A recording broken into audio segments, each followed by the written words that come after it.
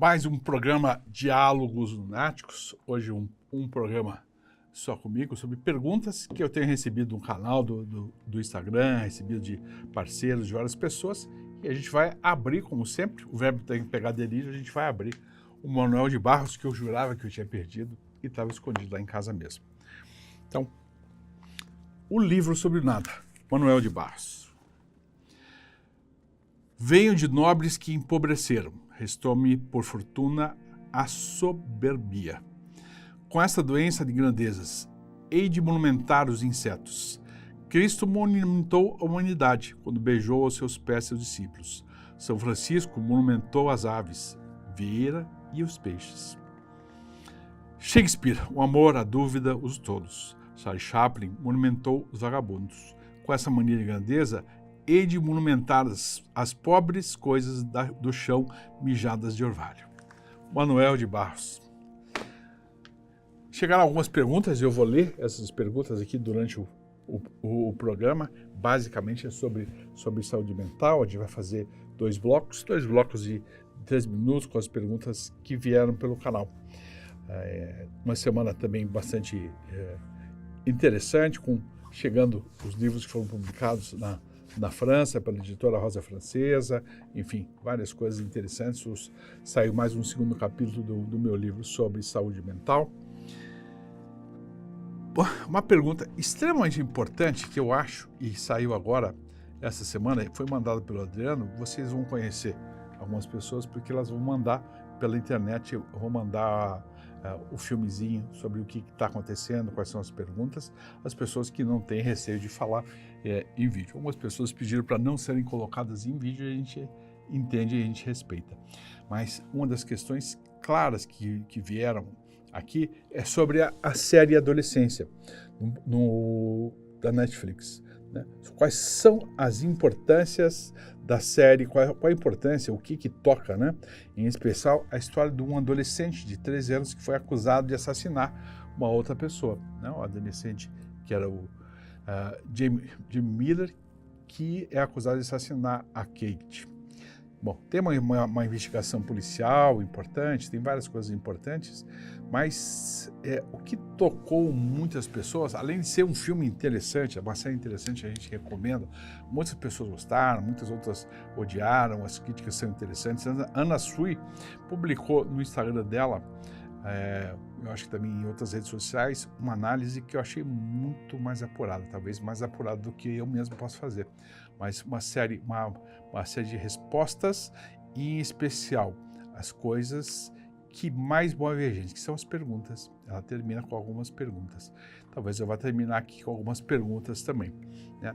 Nesse filme a gente vai discutir em especial essa questão de redes sociais, sinais, adolescência, pais com medo, mas teve um dado interessante, deixa eu ver se eu acho aqui para vocês, que num contexto brasileiro, se eu não me engano, aumentaram o número de denúncias nas escolas. Está perdido em algum lugar por aqui, mas aumentaram o número de denúncias nas escolas sobre abuso, sobre bullying, sobre outras coisas também. Então, teve um grande número de pessoas que passaram a falar mais sobre isso nas escolas. Então, esse é um fato bastante positivo. Traz reflexões positivas, faz com que a gente possa repensar esse lugar. E, em especial, assusta alguns pais. Esse jovem de 13 anos, o Jamie, desde o começo do filme, ou da série, ele nega que fez. Ele diz que não. O que é normal, bastante comum na adolescência, né? Não assumir de pronto seus fatos, isso não tem nada a ver com caráter e tal, né? Mas a exposição às redes sociais, o que é o suficiente de exposição nas redes sociais, o quanto que é bom que as pessoas possam trocar informações e trocar seus códigos, e o quanto que não é bom. Essa é uma pergunta ainda sem resposta, porque é muito particular de cada família. Cada família pode apresentar isso de uma forma diferente, cada família pode trazer isso de outras formas. O quanto que é o suficiente? O quanto que os pais precisam de um jovem de 13 anos e A história se passa de uma forma interessante, sem dar muito spoiler aqui para quem ainda não viu, mas a história se passa de uma forma interessante por conta dessa violência que estava guardada nesse filho, mas de um filho de pai muito violento, né? Com o pai uma violência, um narcisismo, enfim, alguém que tinha algo escondido. Quanto será que a gente faz pela gente, é original da gente, ou quanto a gente imita, né? Imita inconscientemente o que vem antes disso, o que vem antes da gente, o que a gente observa, e quando a criança a gente está observando curiosamente, muitas vezes os pais nem percebem, mas a gente está observando, a criança observa, né? Curiosamente o que está acontecendo em volta, o quanto é uma imitação, o quanto às vezes a agressividade é a única forma de amor que é vivida pela família, que é vivida como troca de afeto, de atenção ou de presença. Às vezes, um ato violento simplesmente substitui um ato amoroso, ou é um ato amoroso. É a única forma de saber expressar. A violência interna das famílias, e isso é diferente de agressividade, porque às vezes os pais têm conversas mais agressivas, os filhos nessa idade começam a ter um certo distanciamento, que é importante. Tem um livro, que eu não sei se é válido ainda, mas chamado Síndrome Normal da Adolescência, né? Que a gente pensa, isso é patológico. Não, não é patológico. A função desses filhos é conseguir sair deste amor ou desta rede familiar para conseguir ir para a vida e conseguir dar conta dela. Então, não é um período tranquilo, não é um período de latência, mas um período de brigas intensas, de discussões intensas. Essa é uma questão. Tem várias outras. Volto a recomendar a vocês os posts da Ana Sui, que escreveu sobre isso também. Em algum momento, alguém comentou comigo, mas e a história da moça que foi assassinada? Ela ficou em segundo plano. É que nesse filme, que é brilhantemente bem feito nessa série, em plano contínuo, ou seja, né, é um filme, cada episódio é um filme só, é contínuo. Ele continua direto de uma cena para outra, sem mudar de câmera, ou fazendo com que dê uma ideia que a gente está sempre muito junto. E os atores são muito bons. O próprio menino, esse que faz esse menino de 13 anos, é muito bom. A gente precisa ter, sim, uma assistência especial. E na adolescência é uma época de reedição. É uma segunda época onde a gente pode, de repente, ainda sanar ou curar, eu não sei se eu vou dizer, mas tratar isso que ainda não foi resolvido na infância. Agora, talvez a gente exija a perfeição demais. Talvez a gente exija um certo tipo de comportamento, que a gente vai falar talvez um pouco mais no segundo bloco, de autocobranças cruéis, né? Tem um texto brilhantíssimo da Marion Minerva sobre superego cruel. Talvez, às vezes, a gente seja cruel demais, tendo uma expectativa de perfeição. Há de se pensar sobre isso. O quanto você exige uma perfeição e o quanto você é suficiente. Você é um filho bom o suficiente, você é um pai bom o suficiente, você é um marido, uma esposa boa o suficiente. O que é isso? Não tem manual. A vida não tem manual. A gente pode experimentar, mas a gente tateia, a gente experimenta aos poucos as coisas. E experimentando um pouco as coisas, a gente vai ter uma ideia. Se a gente tem um destino ou outro, a gente não sabe. Mas assumir as rédeas da vida na própria mão e assumir a forma como que a gente olha para ela, a forma como a gente constrói, é um segredo importante. E é muito individual. Me perguntaram bem recentemente sobre a ideia de solidão, o quanto a gente convive com a solidão. Mas as maiores decisões, elas são vividas nos momentos mais solitários. A gente vive com a gente mesmo. A gente tem momentos solitários. Hoje ainda estava conversando com uma amiga sobre isso, ela perdeu o pai recentemente, né? Quando a gente perde alguém, a gente entra num processo de luto. E a gente se entristece. A gente tem direito a essa tristeza, até como uma forma de poder lidar com aquilo e depois a gente sair disso. Tem um queridíssimo amigo no Rio de Janeiro, chamado Ivan Jaffe, que escreveu um livro, O Menino que Caiu no Buraco. Conta a história mesmo de um menino que estava andando no campo e caiu dentro do buraco, e como é que ele luta pela vida, ou seja, como é que ele dá conta disso, né? Como é que esse menino, esse de 13 anos, que é um menino, enfim, pré-adolescente. É interessante a gente pensar até onde vai a adolescência, porque o OMS já estendeu a adolescência para mais de 20 anos hoje em dia, né? A gente tinha uma ideia de 18, 19, não é mais. Eu não me recordo quanto é, mas é 22 ou 24 anos, não tenho certeza. Mas eu sei que ela passa desse tempo. O quanto a gente usa e abusa desses momentos de pensar em crescer e ser perfeito, ou o quanto a gente dá conta disso, que às vezes a vida machuca. A gente precisa de momentos de tristeza, a gente precisa de momentos mais introspectivos, a gente precisa de tanta coisa, experimentar. Mas, se você perder a possibilidade, e isso diria um amigo meu, posso dizer isso, né? Já até falei isso aqui no programa, Rubem Alves, se a gente perder a beleza de acordar e tomar um café, e ir ao chuveiro, e tomar um banho, sentir as coisas em volta, Manuel de Barros era mestre nisso, né? De observar as coisas em volta, né? O quanto a gente pode tornar grandes as observações, né? A gente acorda, tem o hábito, por exemplo, de acordar pela manhã, enfim, antes de meditar, molhar as plantas, preparar um café, o quanto essas coisas mínimas, e a gente transforma uma coisa complexa, grande, quase de onda, que a vida tem que ser incrível o tempo todo. Quando será que a gente permite deixar que a vida flua?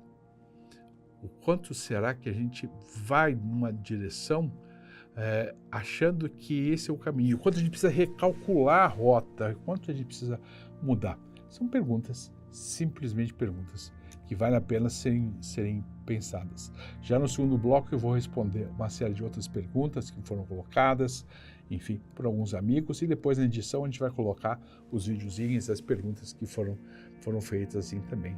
Há de se pensar o quanto que a gente dá conta e o quanto que a gente é levado pelas coisas, o quanto que a gente não sabe. Eu adoro essa possibilidade de não saber e conviver com as perguntas.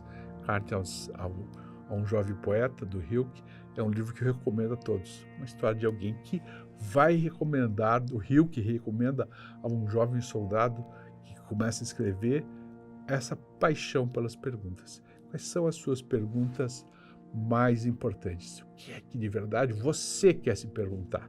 E o que você dá conta? Ou quando você espera que alguém de fora pergunte, algo para se pensar. Daqui a pouco a gente volta no segundo bloco, que passa rápido, e esse já passou bastante rápido, com outras perguntas. Espero você até daqui a pouquinho.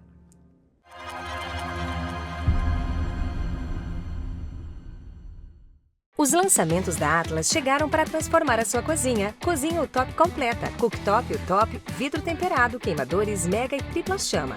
Chamas para mais potência na hora de cozinhar. Forno de embutir UTOP. Acabamento moderno, timer de desligamento automático, vidro interno removível e acabamento limpa fácil.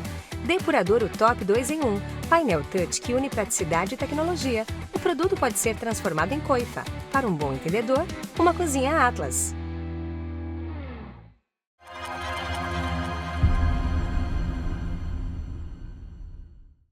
Iniciando o segundo bloco do programa Diálogos Lunáticos, hoje sobre saúde mental de maneira geral, agora a gente vai trazer algumas perguntas.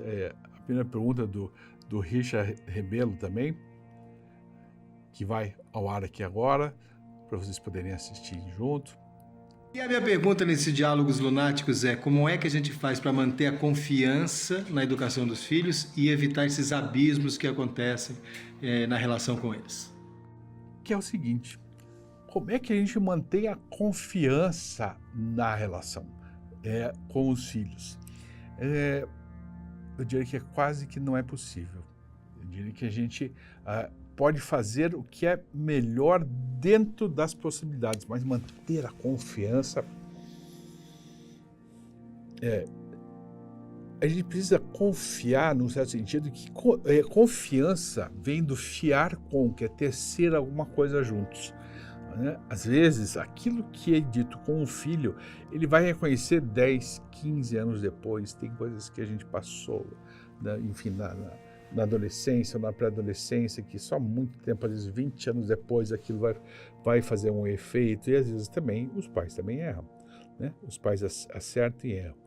e a gente experimenta. E como é que a gente faz essas experiências, Richard? A gente experimenta e a gente vê como é que é o resultado e a gente tenta recalcular ou rever. Então, há uma possibilidade, mas essa confiança às vezes é minada. Ser pai de adolescentes em alguns momentos é muito prazeroso, né? Não é um problema o adolescente ser desorganizado, ser isso e aquilo, e contradizer o que os pais querem. Os pais só precisam ter firmeza. O que eu observo, às vezes, é que alguns pais têm medo de não serem amados, ou não serem admirados mais pelos filhos. E os filhos começam a trocar isso por outros heróis externos, porque precisam dar um jeito internamente de sair da rede familiar, e isso é até necessário, e acabam dando mais importância às relações pessoais, às vezes tem certas vergonhas dos pais, tudo absolutamente dentro de uma síndrome normal da adolescência. Espero que tenha respondido a tua pergunta. Eu vou seguir a outra pergunta aqui, que veio da minha querida Paula. E essa pergunta está só por escrito, ela não vem com um videozinho, mas quais são os desafios comuns que afetam a saúde mental dos adolescentes e de que forma os pais, educadores e amigos podem ajudar?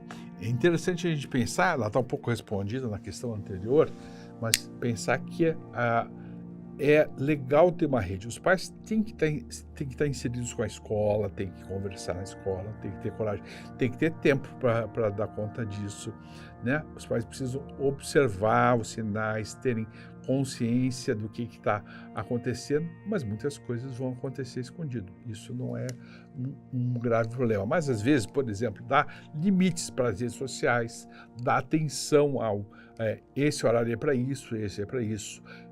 Uma coisa importante que, quando é possível, e nem sempre é, que as pessoas façam algumas refeições juntas, em que o celular, ou os aparelhos, os gadgets, ou seja, todo acesso à internet seja deixado de lado para que você possa se conversar e ter um ritual. Todo dia seria ótimo, se tiver isso algumas vezes na semana, melhor ainda. Então, minha querida Paula, espero ter respondido a sua pergunta. Eu vou uma terceira pergunta aqui agora. Essa pergunta vem lá do Adriano, da Espanha. Olá, Tônio. Recentemente, em nossas conversas, estávamos conversando sobre os temas atuais que estão repercutindo bastante sobre ansiedade, depressão, e um assunto que está muito em tona, que está muito em alta recentemente, que eu tenho visto, é sobre a série Adolescência, né? E eu acredito que tem repercutido bastante, num ponto positivo. Muita gente tem ficado chocado com o nível de bullying nas escolas e tudo mais, e como os adolescentes hoje estão se comunicando. Então foi um assunto aí que nós conversamos e acho que realmente tem repercutido bastante, e seria muito interessante podermos trazer isso mais à tona e refletir sobre esse assunto, porque acho que tem muito mais coisa envolvida do que somente bullying. Então seria muito interessante podermos conversar sobre isso. Um abraço, até mais. Então, o Adriano pergunta sobre a série da adolescência, ela já foi respondida já no primeiro bloco. Obrigado, Adriano, pela tua pergunta, já está respondido no primeiro bloco, aí esse videozinho vai para o primeiro bloco também. Vadeco Schettini, nosso querido Vadeco Schettini, então a gente entra agora com essa outra pergunta, traz algo bastante importante, que a gente vai poder assistir junto agora. Então vai lá, Tônio, minha pergunta para você. Em tempos em que a pós-verdade tem a pretensão de se tornar fato, a filosofia ainda tem espaço para aprofundar questões relativas à existência humana? Valeu. O Vadeco faz uma pergunta super importante, né? As verdades são tão líquidas, tão inconsistentes, que a gente não tem nem ideia como é que a gente vai dar conta disso. Mas a filosofia é uma forma de a gente olhar com simplicidade, com profundidade. Eu acho, é só a minha opinião, mas eu acho que a leitura, a poesia, a arte, a música ainda continuam tendo sua importância como reguladoras. A neurociência traz respostas muito efetivas sobre isso. A gente pode perceber que A gente consegue dar conta de uma série de coisas através do processo da arte. Buscar a verdade é algo que talvez a gente não consiga. A gente consegue ter uma verdade matemática em algumas questões, mas mesmo a matemática também ela tem um quê de filosofia. Sempre um caminho, por exemplo, uma coisa interessante, um caminho no mar, por exemplo, de se cruzar o Brasil em direção à África, é um caminho redondo. A forma mais rápida de chegar é seguir esse caminho redondo. Se você traçar uma linha reta, você vai pelo caminho mais distante. A diferença é pouca, mas existe uma diferença. Às vezes, a gente precisa contornar algumas coisas, a gente precisa mudar algumas coisas, e às vezes é legal a gente conversar. O Bauman traz um pouco sobre isso, sobre essa flexibilidade. Eu diria assim, quando a gente busca a verdade, é que está na hora da gente parar e lavar a louça, né? A verdade é que a pia está suja, a louça não foi lavada ainda, então eu vou cuidar disso, eu vou cuidar das plantas, eu vou cuidar do que é o mínimo em volta. Vou cuidar daquilo que eu tenho uma responsabilidade, que é com a gente mesmo, com as pessoas que estão em volta, também é bastante importante. Então, o que é verdade? Eu acho que a gente não sabe. A gente pode construir algumas verdades parciais.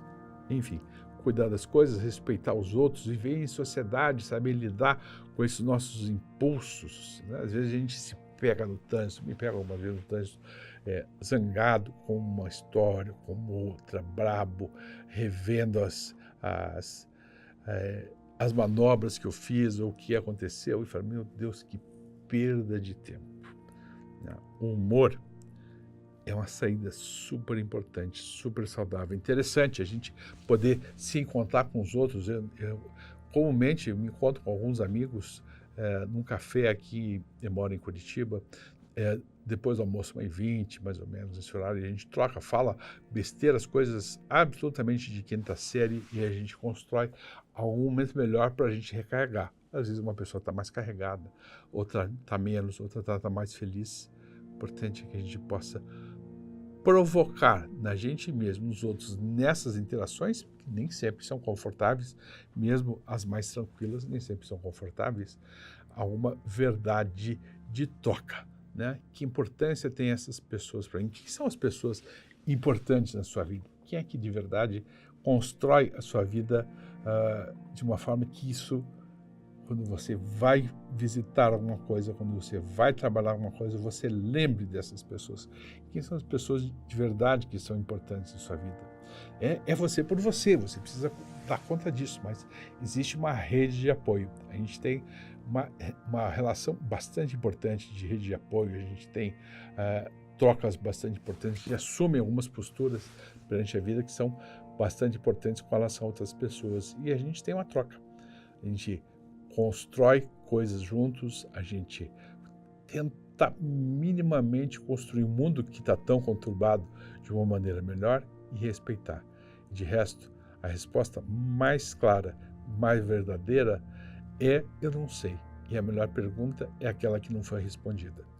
A melhor pergunta é só aquela que provoca a gente, como diria o Dario Galeano, né? O que é utopia, né? É aquilo que faz a gente se mover. A gente se move em uma certa direção. Por exemplo, se você joga na loteria, como é que você não pode dizer que tem certeza que você vai jogar? Você sabe que você jogou e que você empenhou parte daquilo que você trabalhou, que você produziu, numa expectativa que aquilo se torne um outro lugar. Se você for cauteloso e fizer isso com muita cautela, pode ser muito tranquilo. Se você se tornar compulsivo, e a tua história infantil às vezes pode fazer com que você seja tão compulsivo e repita as histórias, faz com que você ache sempre que alguma mágica vai acontecer. A mágica é aqui, agora, da forma como a gente vive nesse momento, da forma como a gente dá conta da história, como a gente se relaciona com as outras pessoas. Eu moro bem no centro da cidade aqui de Curitiba. Curiosamente, algumas vezes, quando alguns pensamentos não tão saudáveis me assombram, e alguns receios me assombram, passa uma ambulância na rua. Eu falo, meu Deus do céu, que coisa interessante, né? Eu estou aqui pensando, reclamando, mas estou aqui vivo, estou bem, enfim, moro num lugar confortável, agradável, tranquilo, e tem pessoas que estão numa ambulância. Eu já tive uma ambulância, já sei como é que é o outro lado, né? Relativize as coisas, façam com que elas tenham o que é que vale a pena de verdade se estressar. Você pode assistir um pouco o primeiro programa que eu fiz, onde estive sozinho, a gente fala um pouco sobre estresse também. O que vale a pena de verdade? O que provoca a gente de verdade? Quanto é interessante a gente poder lidar com filosofia, vale a pena procurar ler um pouco, ou escrever um pouco, escrever à mão. Você recomendo muito escrever à mão, sobre as outras formas curiosas de se pensar, ainda mais aquelas mais provocativas. Você não precisa ler um livro inteiro e nem postar no Instagram ou na rede social que você vai precisar dizer que você leu aquele livro inteiro e tal. Mas a sugestão, sim, é que você se provoque cada dia um pouco a mais a caminhar. Você está conseguindo fazer isso? Eu desejo que sim. A gente encerra aqui esse segundo programa solo e a gente aguarda mais suas perguntas. Se você tiver mais perguntas, envia para a gente. Envia aí pelas redes sociais. A gente responde com o maior prazer. Até a próxima.